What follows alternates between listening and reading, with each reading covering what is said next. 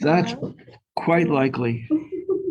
So that would have to be like 7 or 8 years ago. More. She's been married for 18 years. She's what? She's been married for 18 years. She's been married for 18 years. So it would have been 19 years ago. Yes, I am Mrs. Pape's husband. That's my claim to fame. Okay, we're in chapter 6. You have a book there? Yes. Page 101, 102.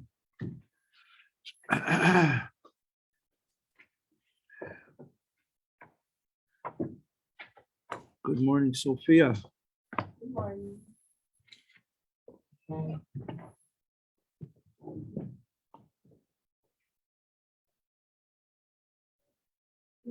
Hello, Tova. Hey, Rabbi.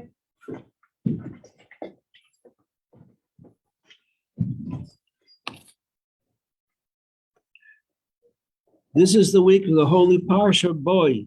Why is it called a Holy Parsha? Aren't all the Parshas holy? Yes, they are. Why boy more than anything else?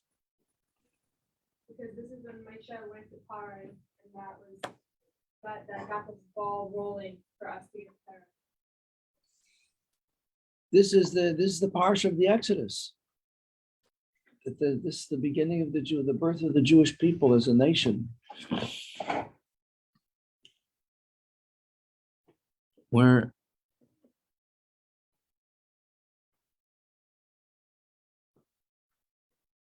Hashem demonstrates for all eternity that He is our God and He is supreme over everything.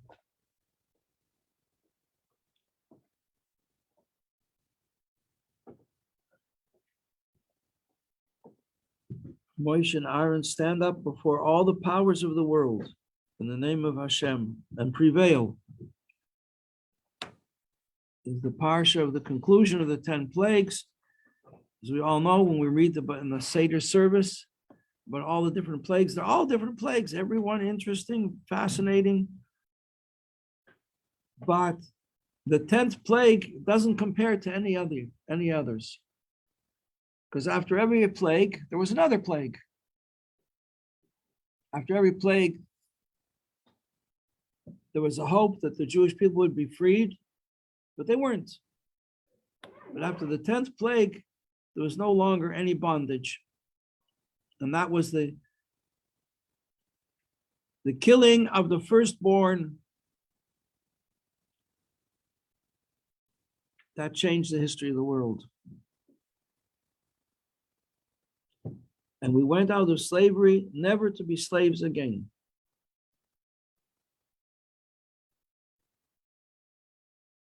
Okay, we're learning now we've learned about the godly soul. We learned in the beginning of the Tanya. Have you learned Tanya before, Sarah?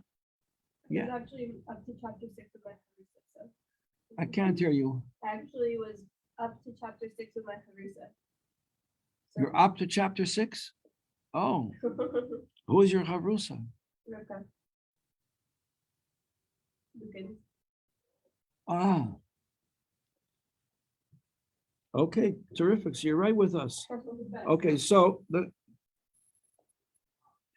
we've learned that the godly soul is made up of 10 aspects, which subdivide into 3 aspects of the intellect called Chabad, and 7 emotional aspects. And now we're learning about the other kind of soul that we have, which is called the human soul, the vital soul, the animal soul,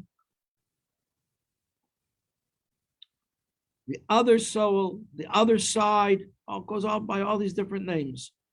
But it also has 10 aspects.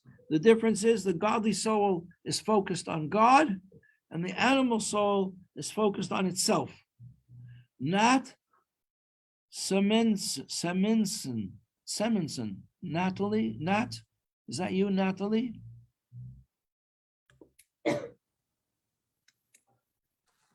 Yes, that's me. That's you. Good. Yes. Okay, I'm glad to have you here. Is this your Yes. first day? Actually, is my second week, And your second week, have you been listening in incognito? Yes. Welcome. Thank Let me you write you so down. much. Where are you located? Actually, I'm in New York now, but I just lost time, so I'm listening by Zoom. Seminson.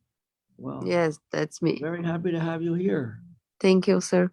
Thank you. You have a copy of the Tanya in front of you? No, I don't.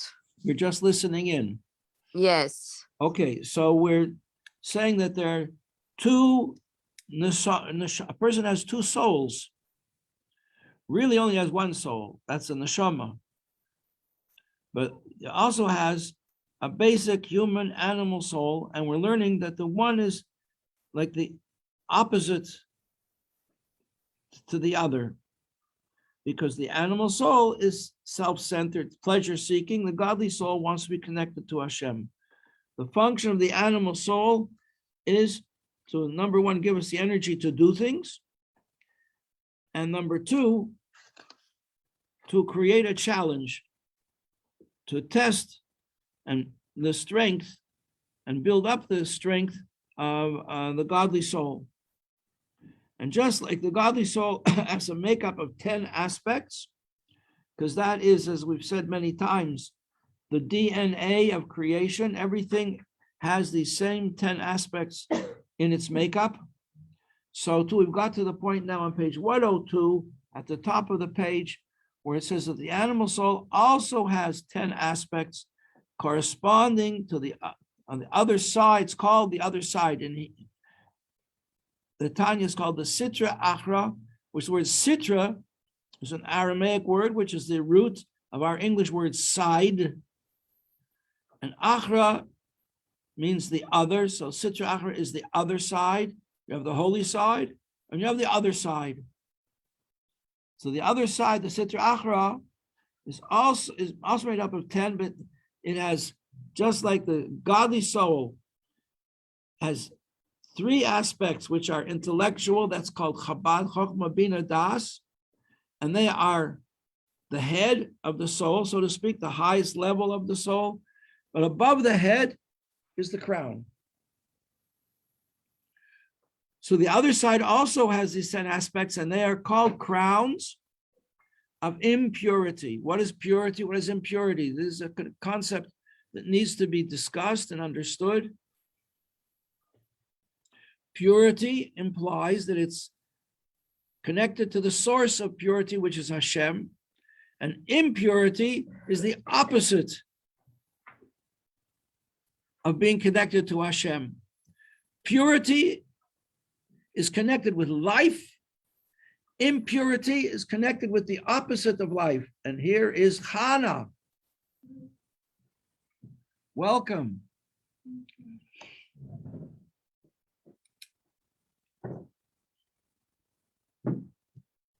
Chana, we are so proud of you.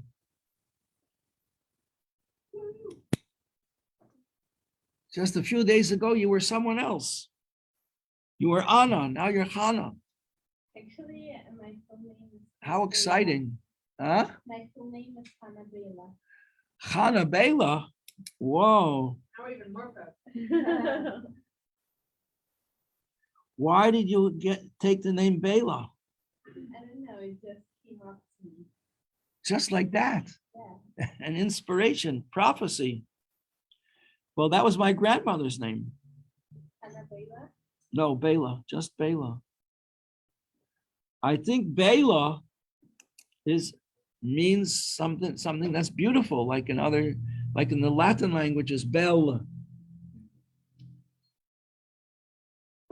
means very beautiful. Well, that's a beautiful name. We had Esther Bela in our class for 2 years. She's getting married, or one of these days, very soon. Okay, good. Page 102, Chana Bela. So the crown is above the head. Surprisingly, in a way, that these 10 aspects of the animal soul are called Kishrim de Misavusa. Misavusa means, it's an Aramaic word, and it means impurity. Kisrin are crowns. So what are these 10 aspects in the animal soul, page 102? Just like we have in the godly soul, 7 emotional aspects that are the source of all our emotions and our feelings, and our actions are all motivated by them. So we have 7 midos. Now, tell me again, what is your name? Sarah. Nachamias? Is that how you pronounce it? Nachamias? Nachmia. Nachmias. You know the root of that word, of your name? It's Nechama.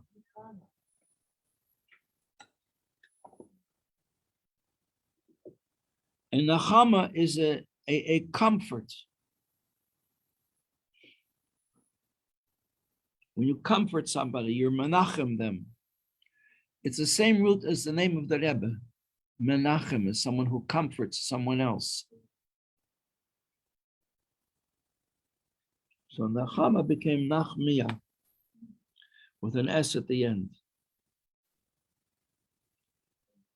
Okay, with Nachmia, Miss Nachmia, we're on page 102.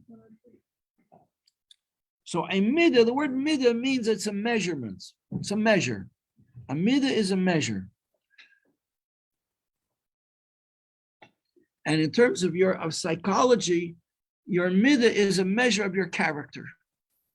What are your midahs? Kindness, strength, feeling for beauty, harmony, truth, determination, getting things done, polishing, refining. Some people they're compulsive like that. They want everything to be very, very neat and clean. Feeling for communication. These are middas. These are the different aspects of your character. Well, they're sevenfold. 7. So in the animal soul, we have 7 middas, but they're selfish. So they're called middas ra'is. Not good middas. Not good. Not good behavior. I want that. I make sure I get it, not you. That's the way these middas of the animal soul, the selfish soul, operate.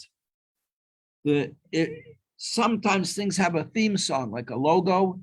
So the theme song of the animal soul is gimme, gimme.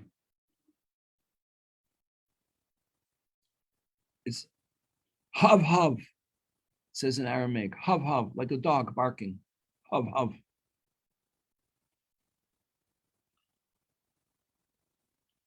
And they have a source. These 7 middas source from 4 elements in our character, which we learned about in the first chapter of the Tanya. That there are 4 basic elements. That's chemistry, psychological chemistry. Everything is made up of 4 elements. Those 4 elements, this is a review for those of you who've been with us from the beginning, or who've been studying in Chavrusa. Sorry, remember what the 4 elements are? Fire, water, earth, and light. Excellent. That's exactly right. So they are the source of these 7 characteristics.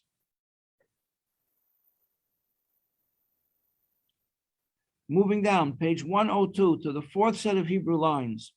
So we have these 7 middas, and then we have the 3 aspects of the intellect, which are familiar to us, Chachma, Bina, and Das. And they are the source of all of these negative characteristics. And I was going to give you a couple of examples of this, because the middas are in proportion to the influence of the intellectual characteristics. In other words, the intellectual characteristics, they are Chachma, Bina, Das, they are the source of the middas, and they give life to the middas. How do we see this? Bottom of page 102. Ki hakotan, a young child, Choshek v'oihev dvarim ketanim, his midah of love,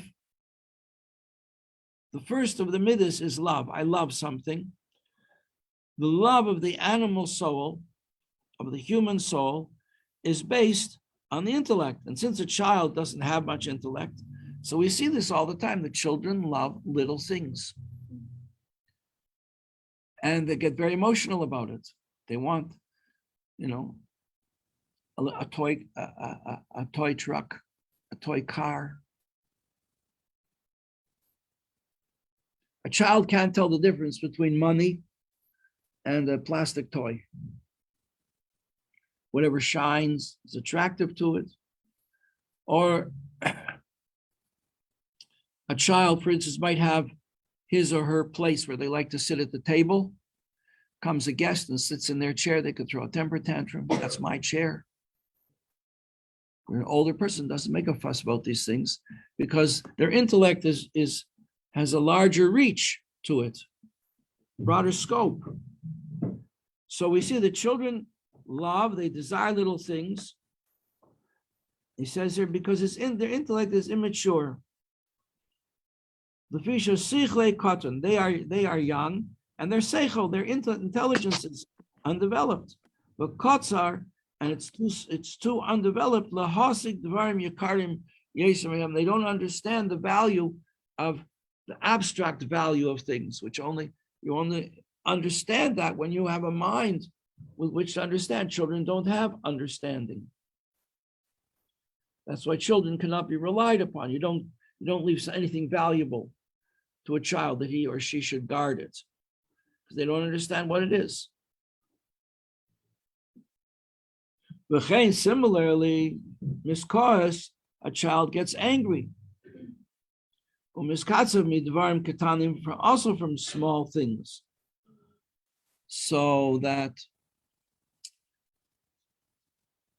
I remember when I was in school, in grade 10. So there was a bright boy in our class, and we had a test, and the teacher put some trick questions on the test that we had to figure out for ourselves. This was a very bright boy, but he was surprised by the trick question, and he just got very, very angry and slammed his unforgettable scene. He slammed his pencil down on the desk and stormed out of the class, furious,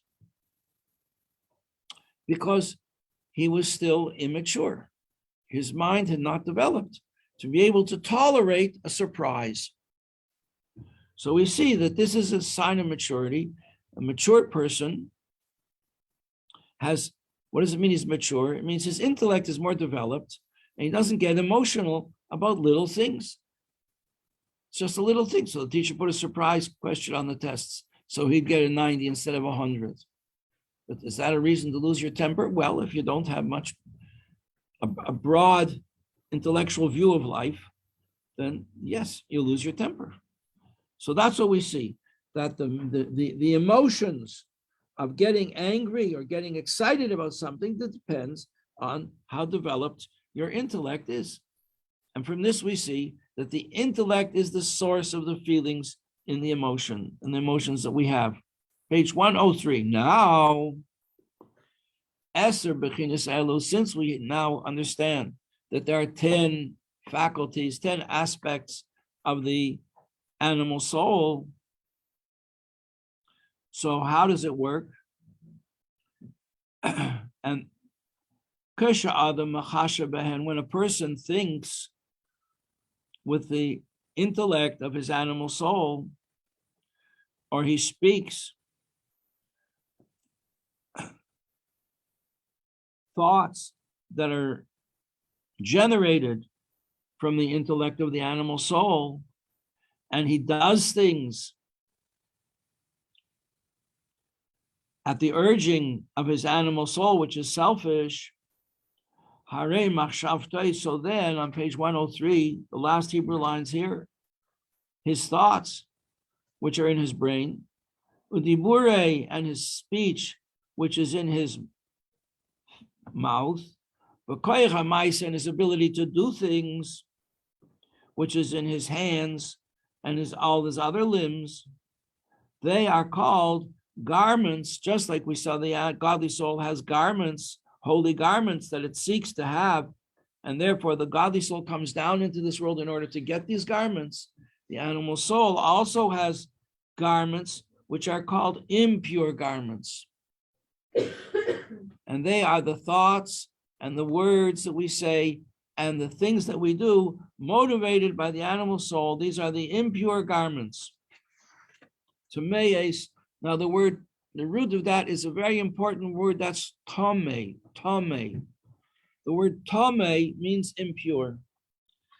Tame or tuma.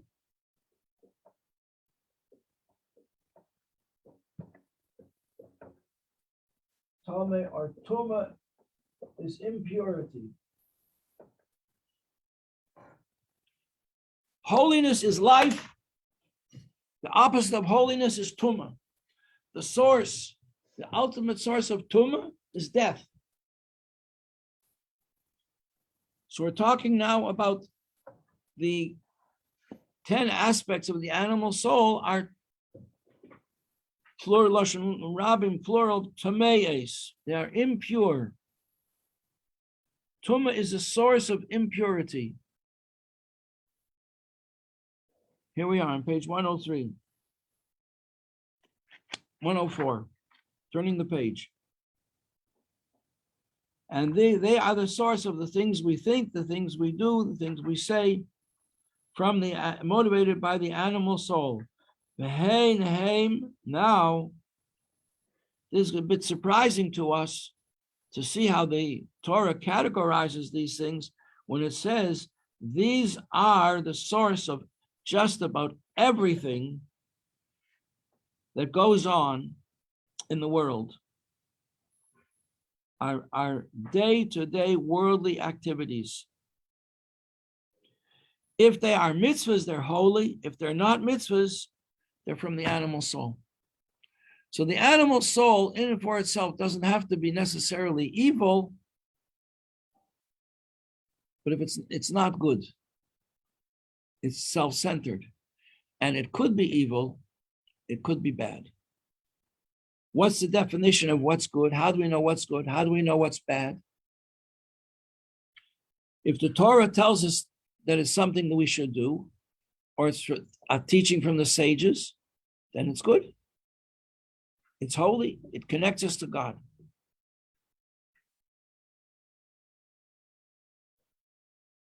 So it says here, kol hamaisim asher nasim tachas hashemesh. These are all the things we do in our day-to-day activities that are not focused on Hashem. Now, we said yesterday,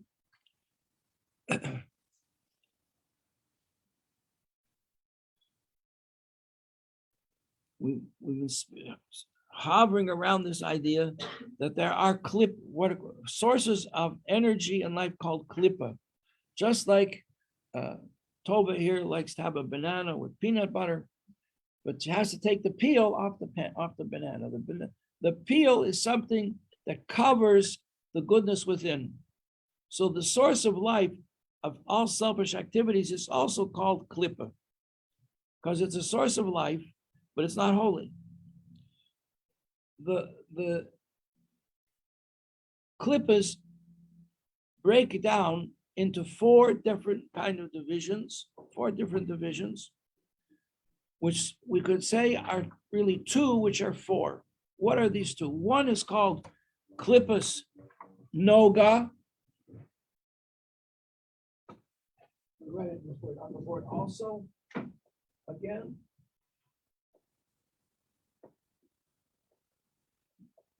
Klippas noga is a term for the source of life, the way life comes into the world,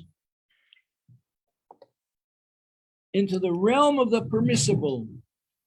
What do we mean permissible? I mean anything you can use in a good way. It's not holy in and for itself, but it could be used for holiness. For instance, a chicken. Where does the chicken get its life?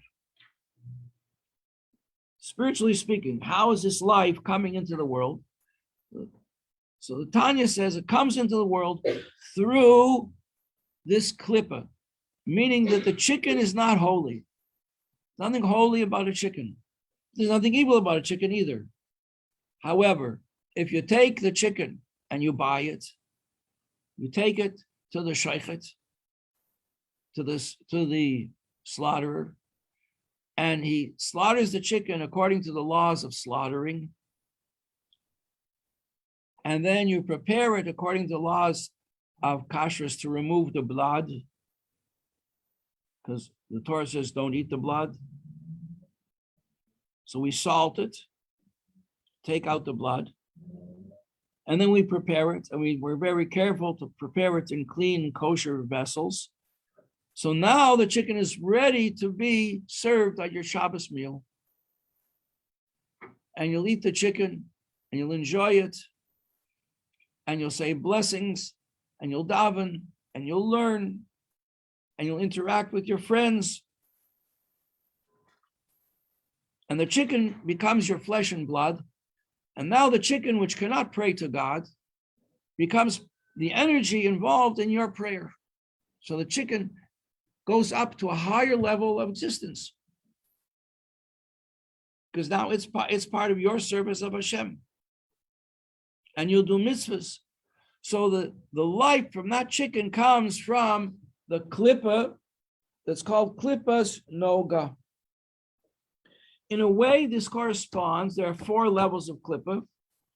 This is the highest level of klippa, which can go up into the realm of holiness. Sometimes you'll go through these books of albums of pictures, like Tishrei by the Rebbe, and you'll see a picture there of the Rebbe doing kaparas. The chicken is sitting there very quietly in the Rebbe's hands. It's about to become united. The Rebbe is going to use it to do a mitzvah. It's very happy about that. The other 3 levels of klippa, however, are the source of all the things the Torah tells us, do not do them. These things cannot help you, they can harm you, and they can bring harm to others. So if a person has a strong desire to do something that's antisocial, unkind, mean, selfish, that feeling, an activity that's motivated by these feelings, comes from the impure levels of klippa. I like to use this example. When I was a child, we used to have these things. I don't see it anymore. In the medicine cabinet, we had a medicine cabinet in the bathroom. And in the medicine cabinet was a bottle that we know to stay away from this bottle. It had a skull and crossbones on the label, indicating it was poison. And when did we have to use this bottle? We had to use it for a good reason. If we would fall and cut ourselves, scrape my knee, so my mother would take this bottle with a glass dipper, would dip it and she would spread it out and it hurt. It's called iodine, and it would kill all the germs that might infect my leg when I cut myself. Okay. So the skull and crossbones told me, don't drink this. This is poison to you. It will not only burn on your cut, it would burn out your insides. It would cause terrible harm to you. So the things in life that would terrible harm to us, the Torah tells us stay away from them. These are the 365 negative mitzvahs. Don't do them.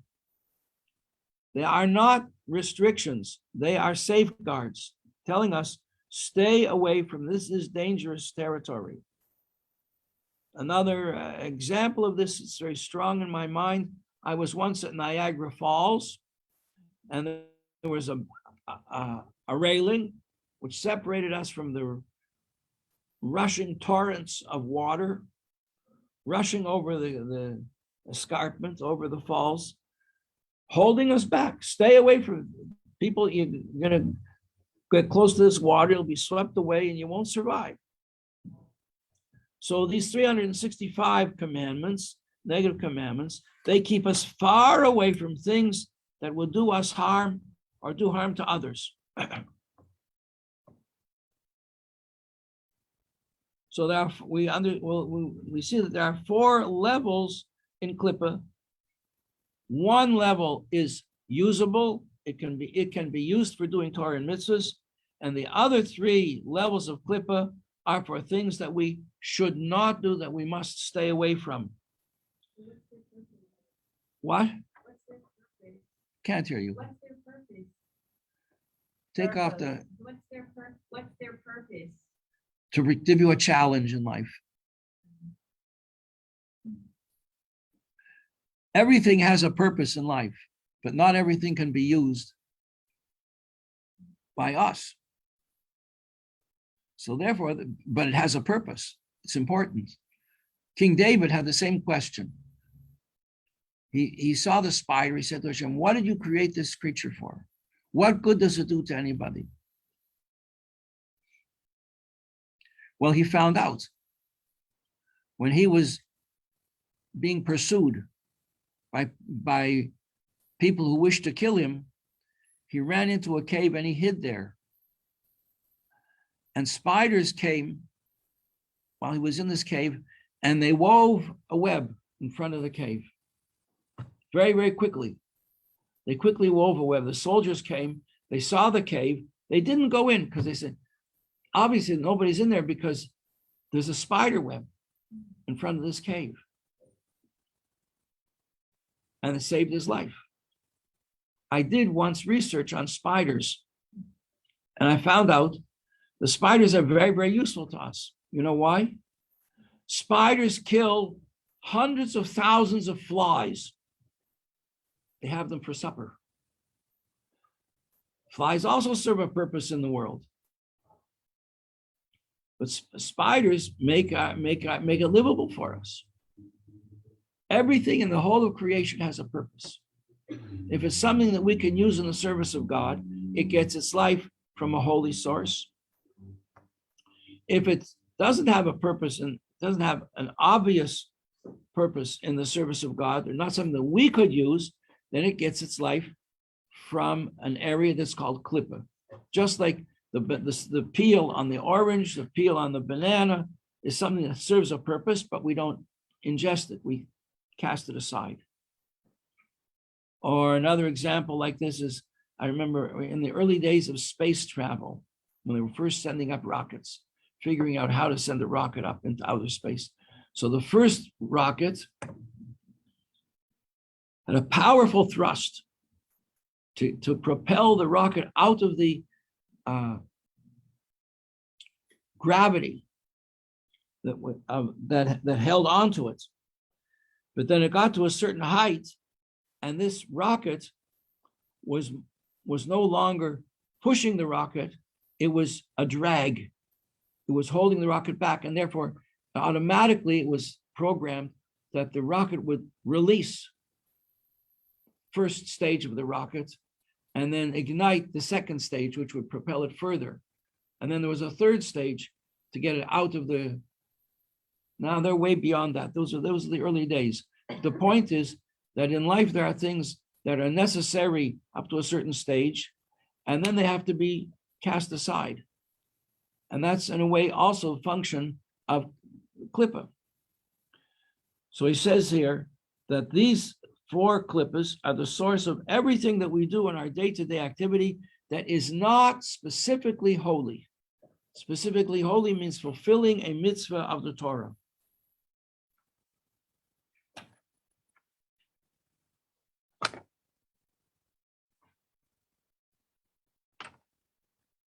Now, when you think about all the things that you do during the day, so he goes on to say that this is the source of all our day-to-day activity, comes from these impure klippas, asher hakol hevel, which is when you think about all the things that we do in our day-to-day life, what is the purpose of all of this stuff?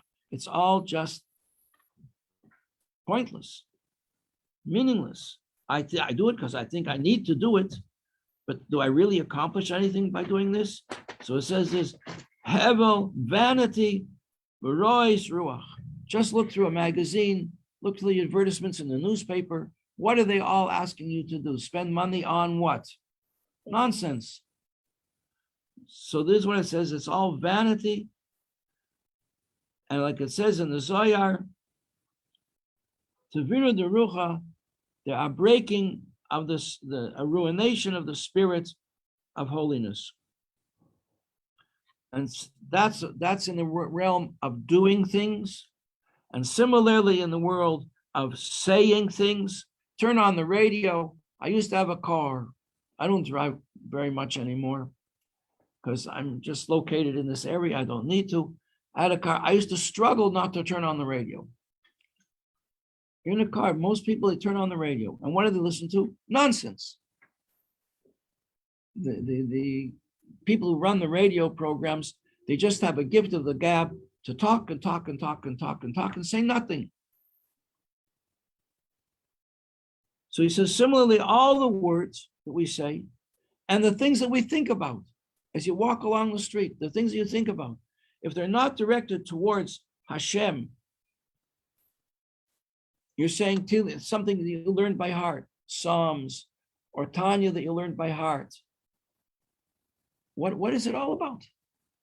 What are all these thoughts? They're just empty thoughts.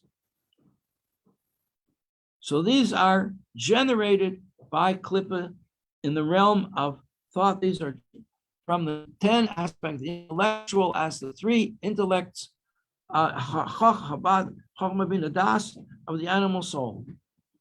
And that's why all these thoughts, all these words, all these activities that we do come from the Sitra Achra. For instance, you need some money, you go to the bank, standing in line in the bank. What are you actually accomplishing in the world? Are you making the world a better place? You go shopping. People love to shop. They love to shop, to acquire things.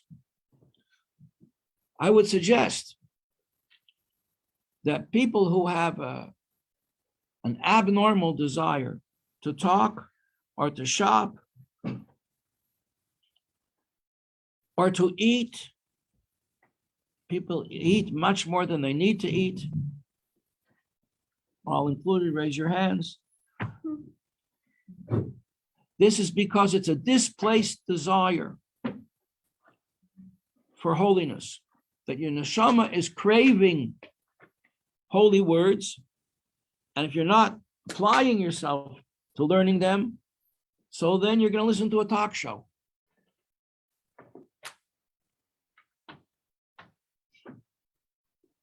Or watch the late night show on television.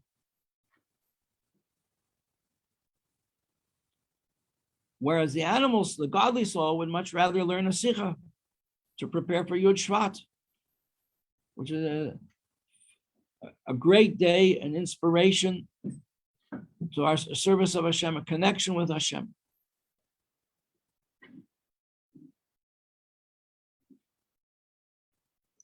People have a desire to acquire things